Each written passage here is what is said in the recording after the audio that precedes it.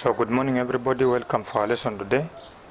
We are going to talk about today problem resulting from rapid population growth. The other time we talked about what are the cause of low population growth in the country. We also looked at some of the results. We looked at the reason for rapid population growth or high population growth. Now we want to look at the problems. Now that we have high population growth in a country like Kenya, what might be the problem that is brought about by this rising in number of people?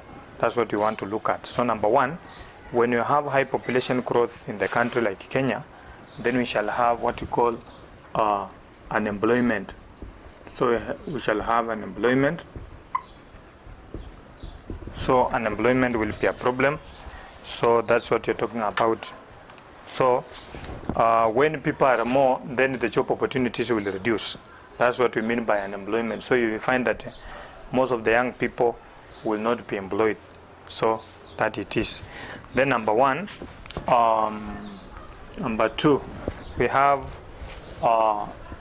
inadequate housing. So you have what you call inadequate housing. So inadequate housing, then we are talking about establishment of something like slums. So we have what you call slums. For example, talk about Mathare slums in Nairobi. Talk about Kibera slums in Nairobi also. So those are what you're talking about. Because the population is very high, then housing it is very costly. So there is establishment of poor housing facilities like slums. So that one is also another effect of high population growth. Then we have another one also. We have inadequate social amenities. So we have inadequate social facilities. And when we talk about social facilities, then we are looking at something like schools. Then we have hospitals and any areas like that bring people together. So those are what you call social facilities or social amenities. So when we have high population growth, then we'll find that the areas like schools, like hospitals, will be packed with many people. When you go to school, you find that the high number of children is very high compared to teachers. When you go to hospitals, you find congestion in the hospital. So those people are struggling, they want to get medical care. So that's a problem also. So this one also may lead to inadequate facilities in the hospitals. So for example, you are looking at what is going on with the issue of COVID-19. So you'll find that those beds are inadequate, machines are inadequate, drugs are becoming inadequate because of high population across the country. So that's what you're talking about. And then number four, we have something we call land fragmentation. Land fragmentation.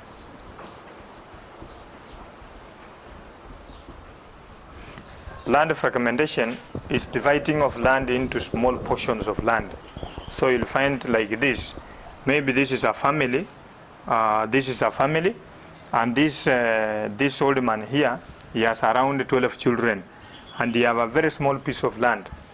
But he has 12 children. These are sons. You need to divide this land into small portions for every son to get a piece. That's what you're talking about. So we are giving an example. This is a land. This is land owned by somebody or an individual having children. So at the end of the day, this person need to divide this land to among his children. So that's what you're talking about. This is what you call land fragmentation because of high population, large number of families, and so on. So you may end up dividing this land like this. So this is what you call land fragmentation, like this. So you can see these are portions of land. Every son is occupying these areas like this. So this one is called land fragmentation because of high population growth. That's what you're talking about. Then another one, we have number 5, overuse of available land.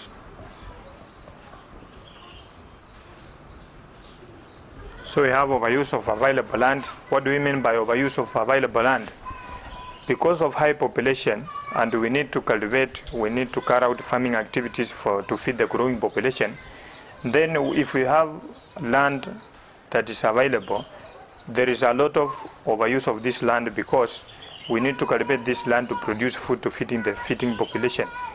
Let us give an example. You find a family with very many children and they have a small portion of land. They need to cultivate this land every now and then to make sure that the family have been fed.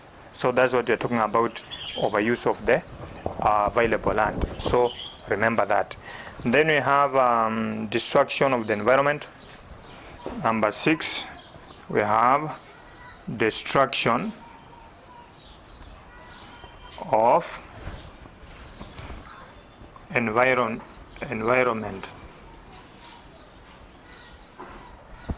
Destruction of environment. What do we mean by destruction of environment? For example, maybe like what is happening right now in the country, we have what we call Mau forest and also Ngong. The government is trying to chase away or to remove people from the forested areas. So you'll find that destruction of environment comes in when we look at this example of this, that the people start cutting trees or start carrying out deforestation to settle in forested areas.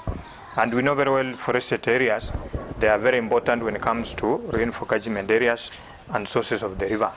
So this is just an example I've given, that in Mau forest and Ngong, the government is trying to remove people from those lands. We have land grabbers who have grabbed those forested areas, so the government is trying to follow up, and then also some people have been displaced from there, so because of destruction of environment. So destruction of environment, example of it is cutting of forests and then carrying out farming activities where the area is forested. So because of high population, it may lead to this. So that is also another problem. Then we have a large number of dependents. Number 7, a large number of dependents. Large number of dependents. So when you talk about large dependents, then we are looking at those people who depends on others. They don't have jobs, they need to be fed by other people, and so on. For example, when you look at the majority of the young people in Kenya, they are unemployed. So they depend on their parents, they depend on their guardians, they depend on their elder brothers maybe who are working, and so on. These are the people we call dependents. So when the population is high, then it means the number of dependents in the country or any given society, it will also rise. So this is also another problem. Then lastly, number 8, we have poverty increase. So we have increased poverty. So when the population is high, we have talked about unemployment. It's one of the main problems, in fact, facing young people in Kenya. There is no job opportunities and the population is still growing. So what will happen is that people life will become very difficult. So it will become, the person will become poor. This is now what we call poverty. So because of high population. So those are the problems resulting from high population growth. We want to look at now effects of HIV and AIDS on the population growth.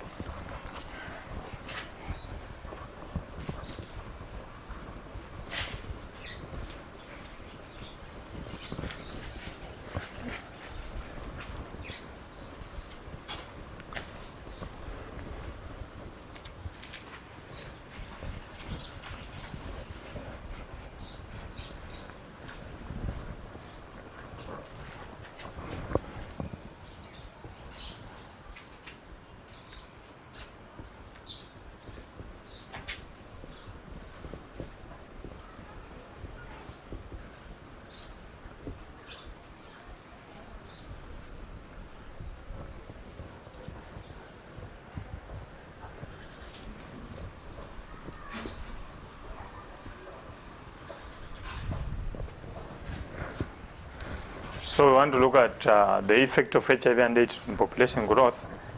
As we know very well, if HIV is a threat to the whole world, the African people, the European, the Asian, and so on. So AIDS is a problem also. So we shall start by this. HIV is a virus which causes AIDS, and HIV stands for human immunodeficiency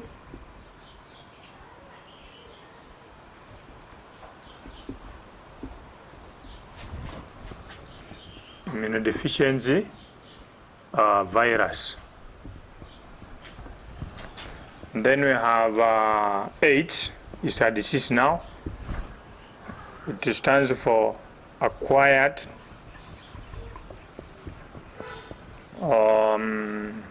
immunodeficiency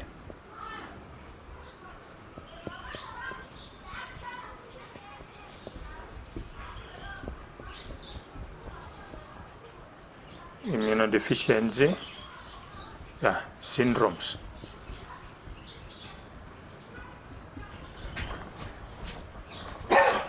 So HIV means human immunodeficiency syndrome. Immunodeficiency means lack of immune system, because we know very well when the HIV attacks the human body, it attacks the immune or the defense system of the body. So the body becomes weakened. Then now AIDS is now the disease caused by the virus. So it means acquired. Acquired is to get from. Immunodeficiency syndrome.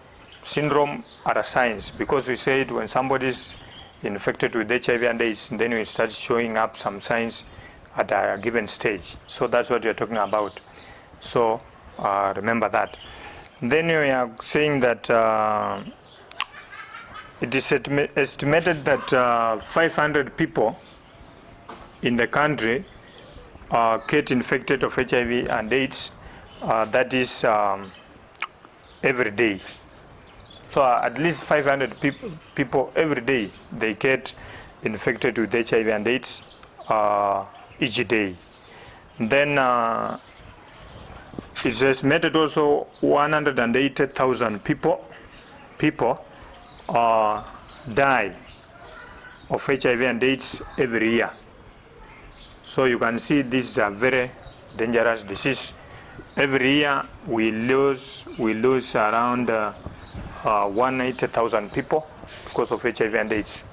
And as we have said, HIV and AIDS is a problem to the elder people, to the young people, and everybody in the society. So that's what you're talking about. And then mothers infected, so we are looking at the effect on the population. Mothers infected with HIV and AIDS, they can pass this to the young ones through birth or during delivery. So yeah, from mother to the baby. Then also maybe the baby can acquire this through breastfeeding. So it is a problem. Then also we are saying that HIV and AIDS normally spread very fast among the youth, because we know very well youth are very active in those stage, at the adolescent stage, they are very active. So you'll find that HIV spread very fast among the young people. And if the young people or young girls, they are infected, those are the future parents. So at the end of the day, they may die before reaching to maturity to be parents, or even the children that they bear or they get, those children are already affected by HIV and AIDS. So, and these young children may be around the age of 6 years, they may die because their immune system is still very weak. So that's what you're talking about. So you can see HIV is very dangerous when it comes to population growth. So that's what you are talking about. Then also we are saying that HIV and AIDS also, we are saying that it normally lowers life expectancy. So life expectancy is low. Life expectancy is approximate of age which somebody can live or live, yes. So you'll find that we have said when young girls and young boys, they are infected with HIV and AIDS, at the end of the day, what will happen? The young children, they get also, they may acquire this disease. or if they get this disease, then at the end of the day, they cannot get mature to the age where they can be a children. And also the children may end up dying at the age of around 6 years. So you can see the population will start going down. It will grow slowly because of high rate of death. We have approximated that per year we normally lose around 180,000 people because of HIV and AIDS and so on.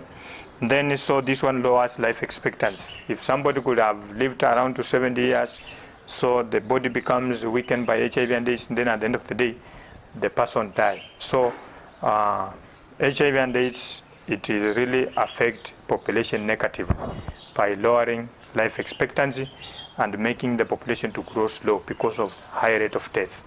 So that is all about the effect of HIV and AIDS on the population growth. Now, we have ways of managing population growth. Ways of managing population growth.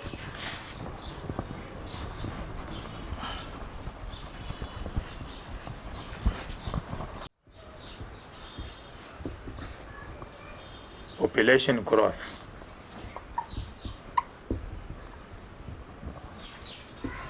So when we talk about population growth, then population growth can be rapid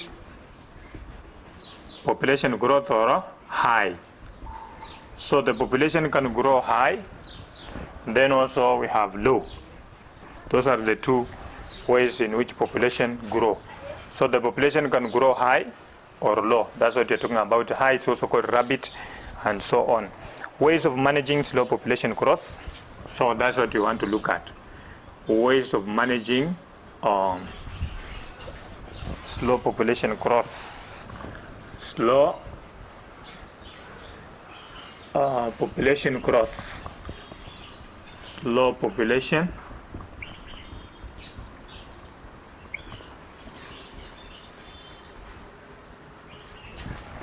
So ways of managing population growth. Then we are looking at how can we, now the population is very low, how can we make this population to start rising up?